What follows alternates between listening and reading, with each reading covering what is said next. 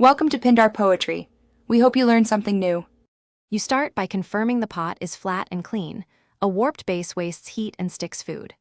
Once dry, apply 1-2 teaspoons of oil for sautéing or 1/4 cup water when bringing ingredients up to temperature. Turn heat to medium. Stainless conducts but takes time, so be patient. You will know it's ready when oil shimmers or water beads and skates.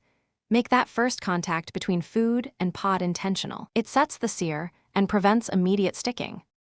You must manage heat actively because stainless doesn't have non-stick forgiveness. Once you add food, leave it untouched for 2 to 4 minutes to create a Maillard crust. That fond is flavor you want. If browning too fast, lower heat. Stainless holds heat, so small changes matter. When bits stick, deglaze with wine or stock and scrape gently with a wooden spoon.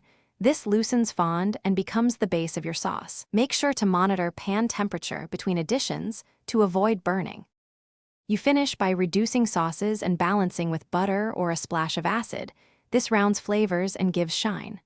Once done, remove contents and let proteins rest 5 to 10 minutes to redistribute juices. Allow the pot to cool slightly. Avoid thermal shock. If residue hardens, heat with hot water and a bit of dish soap until it simmers, then scrape. This releases stuck food. If nothing comes free, use a paste of baking soda and water and scrub gently to Thanks for watching. Consider subscribing if we helped you.